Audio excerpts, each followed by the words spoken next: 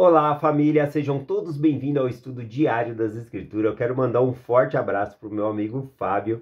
Ele sempre faz comentários incríveis aqui no YouTube, tá bom? O de ontem eu fixei no topo dos comentários, que eu achei muito válido. A lição de ontem, falando sobre Mosias 29, ele pegou o versículo 27, que fala lá sobre a parte que fala: E se chegar o tempo em que a voz do povo escolher a iniquidade, então os julgamentos de Deus cairão sobre nós.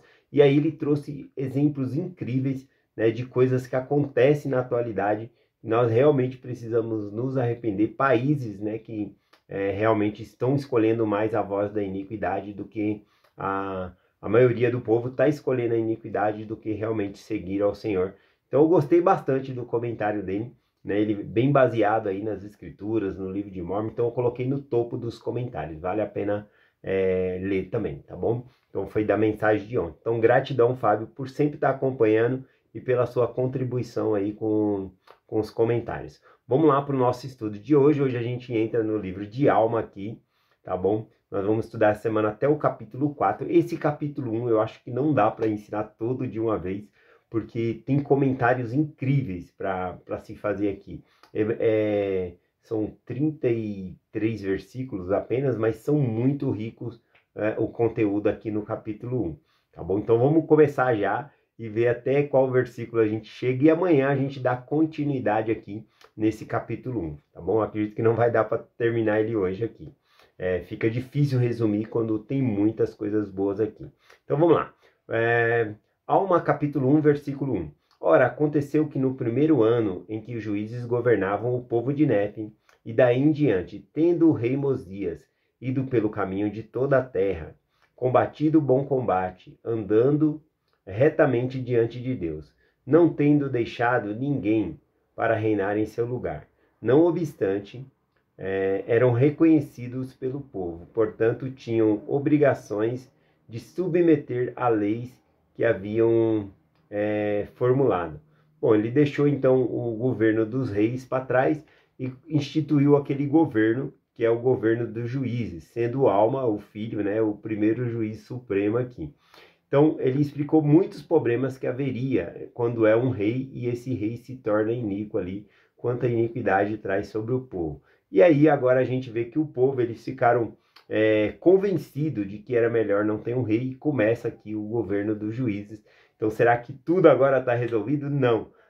O capítulo 1 aqui de Alma, ele contém 5 anos de história, tá bom? Então, são 5 anos do reinado dos juízes aqui, e a gente vai ver que teve muitos e muitos problemas aqui também, tá bom? Isso seria dizer, então, melhor voltar para o outro sistema? Não, porque se tiver um rei iníquo também, o povo vai pastar também, vai acabar acontecendo muita coisa ruim, tá bom? Então, vamos continuar aqui no versículo 2. Versículo 2 aqui. Versículo... que eu me perdi todinho aqui. O versículo 2. E aconteceu que no primeiro ano do governo do governo de Alma, como juiz, foi-lhe apresentado um homem que para ser julgado. Um homem de grande estatura, notável pela sua grande força. Aqui a gente vê, então, um homem, né, que ele é levado perante Alma. Aqui, logo nesse versículo 2, já dá para entender que é um resumo, porque se esse homem já foi levado até a presença de Alma, agora vai começar a história contando por que esse homem foi levado.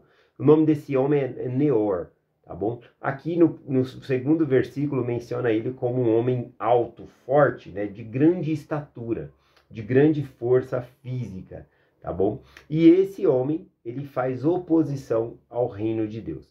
Ele prega coisas que não é a palavra de Deus, embora ele diga que estava pregando a palavra de Deus. Nós vamos observar que não é a palavra de Deus que ele estava pregando aqui. Então ele estava fazendo oposição ao reino de Deus. Ele estava fazendo o papel de adversário de Deus aqui, né?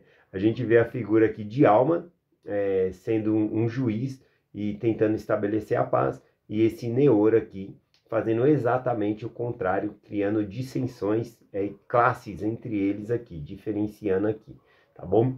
Vamos lá aqui, versículo 3 diz assim: opondo-se à igreja, declarando ao povo todos os sacerdotes mestres deveriam tornar-se populares e não deveriam trabalhar com as próprias mãos, mas deveriam ser sustentados pelo povo. Então, a primeira coisa que esse Neor ensinou, né, ele se opôs à verdadeira igreja, só existia uma igreja ali, e agora ele se opôs a essa igreja, e a gente vai ver que ele vai formar uma igreja de acordo com os ensinamentos que ele está pregando aqui. Então, aqui ele ensina que aqueles que eram líderes religiosos, eles deveriam ser sustentados pelo povo. Aqui em Alma a gente observa que o sistema dos líderes religiosos é que eles trabalhavam, sustentavam a si mesmo e cada um parava o seu trabalho ali para pregar a palavra de Deus, para ouvir a palavra de Deus, depois voltava para o seu serviço. Aqui, esse Neor pregou ao contrário, falou que eles deveriam ser sustentados pelo povo e se tornar populares. Se tornar popular significa se tornar conhecido, é querer a honra para si, né? E não, a gente tem que pregar o evangelho e levar a honra ao Senhor, honra e glória a Deus e não a nós, né? Então, estabelecer a si mesmo. Então, aqui a gente já começa a ver uma artimanha sacerdotal, que é o que vai ser uma das acusações aqui contra ele. A artimanha sacerdotal significa uma pessoa se estabelecer, tá bom? Como salvador, né? Se estabelecer ali como popular, né? Querer honra e glória para si, né? Isso que é o sentido aqui também. E também essa questão de se tornar aqui essa pessoa que prega, né, por dinheiro também. Então também é a questão, para ganhar dinheiro e para tornar-se fama, ganhar fama, tá bom? Então é isso que é a artimanha sacerdotal. Então aqui no versículo 3 está falando que eles não deveriam trabalhar com as próprias mãos, mas deveria ser sustentado pelo povo, tá bom? A gente vê no Velho Testamento realmente que a tribo de Levi, eles trabalhavam no templo, trabalhavam como sacerdotes também, servindo como sacerdotes para fazer as ofertas ao Senhor. Então as outras tribos não faziam holocaustos e ofertas. Eles levavam para que o sacerdote pudesse fazer. E o sacerdote recebia parte daquela oferta ali, tá bom? Então, no Velho Testamento, sim, existia sacerdotes que se beneficiavam por meio de receber as ofertas, tá bom? Recebiam ali pelo sustento da sua família. Mas em troca eles faziam também esse serviço de adoração e reconciliação entre Deus. O sacerdote no Velho Testamento, ele fazia o papel de Jesus Cristo, que reconcilia-se a gente entre nós e Deus. Ele faz essa reconciliação, assim como Cristo, ele pagou pelos nossos pecados. Então, nós se reconciliamos com Deus por meio de Jesus Cristo. Então, o sacerdote representava Jesus Cristo, tá bom?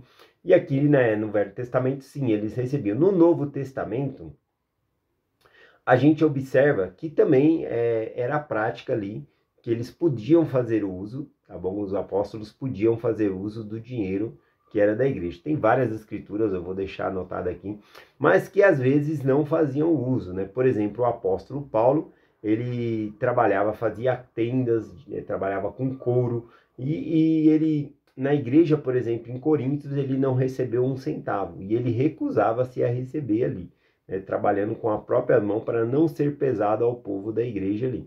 Então a gente vê que era devido dele, ele poderia, mas em 3 ocasiões aqui eu vou deixar anotado aqui na descrição, ele recusa a receber dinheiro ali e prefere trabalhar com as próprias mãos, tá bom? Mas ele menciona também que era direito deles, né, como apóstolo, mas ele recusava esse direito aqui, tá bom? Eu acho interessante também, ao comentar isso, em Atos 3, versículo 6, nós vemos quando Pedro e João, eles vão até a rua Formosa, né, próximo do templo ali, havia um homem coxo e ele curam aquele homem. Aquele homem coxo, né, ele estava pedindo esmola. E aí Pedro fala para ele, olha para nós, né? E ele olhou pensando que Pedro ia dar algum dinheiro para ele ali, né? Pedro e João ia dar algum dinheiro. Mas aí em Atos 3, versículo 6, Pedro diz o seguinte, não temos prata nem ouro, mas o que tenho, isso te dou. Em nome de Jesus Cristo Nazareno, levanta-te e anda-te. Então, repare que os apóstolos, né, na época de Cristo, eles não enriqueceram. O próprio Pedro disse: eu não tenho prata nem ouro para te dar, mas o que eu tenho eu te dou, levanta-te e anda. Ele tem o poder do sacerdócio.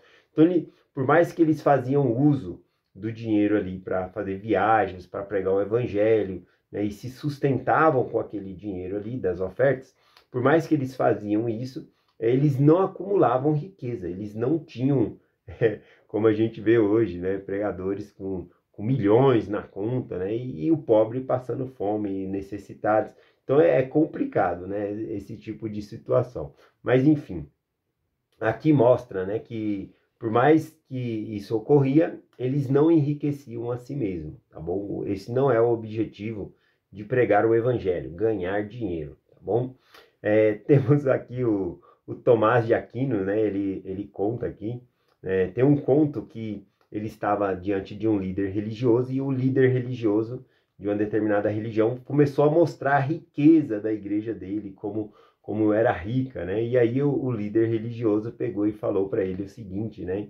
Ele falou assim: olha, hoje Pedro não poderia dizer, né, que nós não temos prata nem ouro. Olha que belíssimos, né? Que linda a igreja, quanto ouro, quantas coisas preciosas, né? E aí Tomás de Aquino, né, replicou o líder dizendo assim: mas também eles não podem dizer levanta-te e anda-te, né? Como Pedro disse para o coxo, né? Interessante esse comentário aqui de Tomás de Aquino, ou seja, a igreja hoje não pode dizer que não tem dinheiro, mas também não diz que tem autoridade para levantar. Fiquei muito feliz nessa última conferência geral. Para quem assistiu, a gente viu algumas pessoas compartilhando realmente milagres ainda são reais, né? E quando os milagres deixam de ser reais na nossa vida ou na vida das pessoas, é justamente por falta de fé, né? A gente vê que se Deus não deixa de ser um Deus de milagre. O que acontece é que as pessoas deixam de ter fé. Então, a fé antecede o milagre. Nós temos que ter fé, crer primeiro para que os milagres possam acontecer, tá bom? Então, fiquei muito feliz nessa última conferência, falou-se muito sobre milagres, pessoas que levantaram os mortos, sabe? Levantou morto.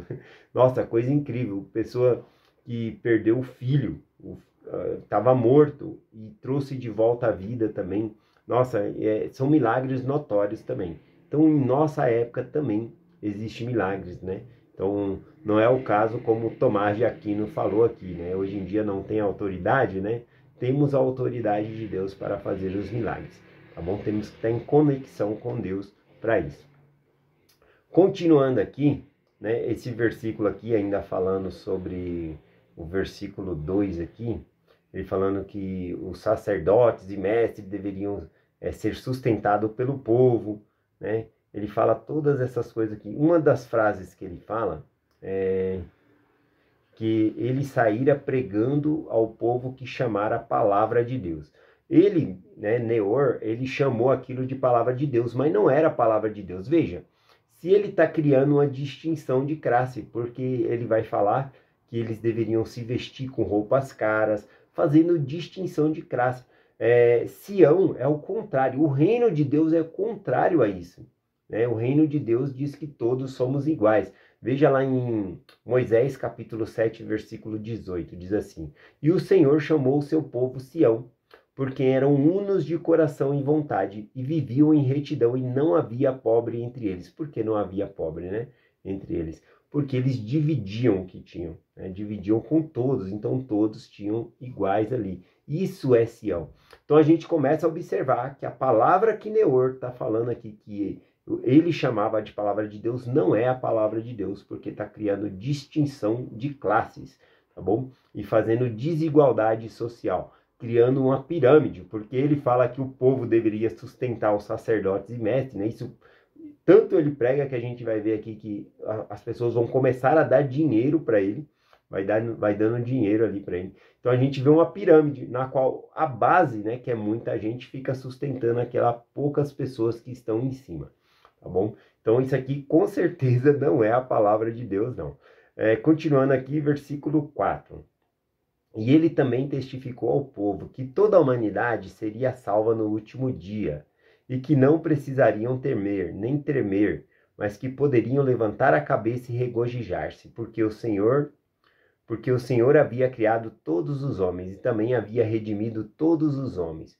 E no fim, todos os homens teriam vida eterna. Olha só a falácia dele aqui, né? Ter vida eterna, nós já tivemos uma aula sobre isso, né? Que é realmente ter o estilo de vida, viver com o Pai Celestial e Jesus Cristo para sempre no reino celestial. Então, ter vida eterna é concedida a todas as pessoas, mas temos que fazer convênios com o Senhor, tem responsabilidade. Aqui ele fala que todas as pessoas vão ser salvas, mas veja que ele tira a questão de escolhas e responsabilidades, ele tira aqui a questão de obediência. Ele não traz nada aqui de responsabilidade. Ele fala que é como se fosse sem sacrifício, sem responsabilidade, sem a questão de obediência, né? Então ele faz essa desassociação entre as escolhas e consequências, né? Que todo mundo vai ser salvo, tá bom? Então ele traz essa mensagem dessa maneira. Essa é uma mensagem de Lúcifer, inclusive, né? Neor, ele está fazendo o papel de Lúcifer. Lá em Moisés, capítulo 4, o versículo 1 e o versículo 2, menciona que era isso que Lúcifer queria, né? Ele falou que salvaria a toda a humanidade, mas ele pede a honra e a glória de Deus toda para ele. Ou seja, estabelecendo a si mesmo, né? Não dando crédito ao próprio Pai Celestial. Eu vou ler essa parte porque é importante. Moisés, capítulo 4, versículo 1, começando na parte que diz assim, né? Falando sobre o diabo. E apresentou-se perante mim, dizendo: Eis-me aqui, envia-me, serei o teu filho e redimirei a humanidade toda, de modo que nenhuma alma se perca. E sem dúvida eu o farei, portanto, dai-me a tua honra. Mas eis que o meu filho amado, que foi o meu amado e o meu escolhido desde o princípio, disse: Pai, faça a tua vontade e seja a tua glória para sempre. Ou seja, Jesus Cristo, né, falou: seja a tua glória para sempre. O inimigo, ele queria tirar o arbítrio e conceder ali um tipo de salvação, arrancando o arbítrio da pessoa, na qual não haveria propósito, né? Nós não progrediríamos, essa é a verdade, tá bom? Então, seríamos como robôs, marionetes na mão dele, e o plano foi recusado, até porque Deus já havia escolhido quem ele iria enviar à Terra, né? Jesus Cristo.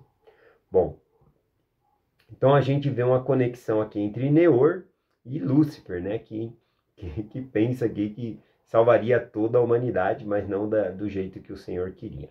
Versículo 5 aqui. Aconteceu que tanto pregou essas coisas, que muitos acreditaram em suas palavras, e foram tantos que começaram a sustentá-lo e dar-lhe dinheiro.